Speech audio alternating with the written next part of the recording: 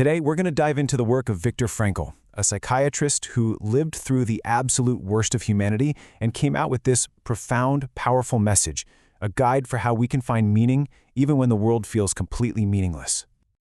Frankl starts with a question that just cuts right to the heart of modern life. He noticed this weird paradox. More people than ever have the means to live, food, shelter, safety, but they don't have a meaning to live for. Our societies are getting richer and more comfortable, but there's this deep, nagging emptiness that a lot of us feel. He called it the unheard cry for meaning. Now look at this number. It comes from a pretty startling study. A group of university students who had attempted suicide were asked why. A staggering 85% of them said it was because life seemed meaningless. But here's the real kicker. 93% of that same group were doing great on the outside. They were socially active, successful in their studies, and had good relationships with their families. They had everything, except a reason for it all. And this isn't just, a few isolated people feeling down. Frankl argues that this feeling of purposelessness is the defining neurosis of our time. It's a widespread crisis that's actually born from our own success as a society.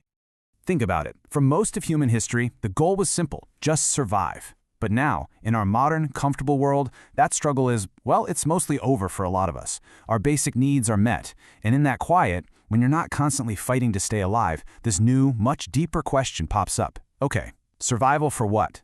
When you no longer have to fight to live, you suddenly have to figure out why you're living. So, who on earth could possibly guide us through a crisis this big? Well, our guide's ideas weren't dreamed up in some comfy office. They were forged and tested in the absolute darkest places you can imagine. Viktor Frankl was an Austrian neurologist and psychiatrist, sure, but his most profound credential, the thing that gives his words so much weight, is that he was a survivor of 4 Nazi concentration camps, including Auschwitz. It was right there, in the middle of unimaginable suffering, that he saw with his own eyes what separated the people who gave up from the ones who found a way to endure. This quote is at the very heart of his discovery. Meaning, he realized, is a force more powerful than any hardship you can throw at a person. It's like Nietzsche said, he who has a why to live can bear almost any how. Frankl saw that play out every single day. And he saw the opposite too, that without a sense of meaning, people just fell into despair, even if their physical needs were being met. So he took all these insights and developed a whole new school of psychotherapy. He called it logotherapy. It comes from the Greek word logos, which means meaning. So, logotherapy is literally healing through meaning. It's a type of therapy that isn't obsessed with digging up your past, but instead focuses on the future purpose you can fulfill. Frankl even gave a clinical name to this widespread feeling of emptiness and meaninglessness. He called it the existential vacuum. So what causes this vacuum? Well, Frankl explains that for centuries, humanity had 2 pillars holding it up. First, like animals, we had instincts that told us what we had to do to survive. And second, we had these incredibly strong traditions that told us what we should do to be a good person. But in modern times, both of those have kind of crumbled, leaving us adrift, often not even sure what it is we really want. And when this existential vacuum isn't filled with something genuinely meaningful, something else rushes in to fill the void. Frankl saw this pattern emerge over and over, what he called the mass neurotic triad: depression, aggression, and addiction. He saw these as the main symptoms of a life that's missing a sense of purpose. But Frankl didn't just point out the problem. He offered this powerful, optimistic new vision for what it means to be human. He argued that our deepest, most fundamental drive isn't for pleasure, it's not for power, it's for meaning. This puts him in a completely different camp from someone like, say, Sigmund Freud. Freud saw us as being driven by a will to pleasure, always trying to sort out conflicts from our past. But Frankl said, no, you've got it backwards. We are pulled forward by a will to meaning. We're not just reacting to where we've been, we are actively responding to a future that's calling out to us. And this isn't just some nice-sounding theory. The data really backs it up. Johns Hopkins University did a survey of almost 8,000 students. They asked them what their #1 goal was. Only 16% said making a lot of money. A whopping 78%, said their main goal was finding a purpose and meaning in my life. Okay, so if we are all so desperately searching for meaning, how do we actually go about finding it? This is where it gets practical. Frankl laid out 3 very distinct paths that are available to every single one of us. So here they are. First, we can find meaning through our work. by creating something or just doing a job well. Second, we can find it through our experiences, by connecting with nature or art or, and this one's huge, by connecting with another person through love. And then there's the third path, which is Frankl's most profound insight. We can find meaning in the attitude we choose to take towards suffering that we simply cannot escape.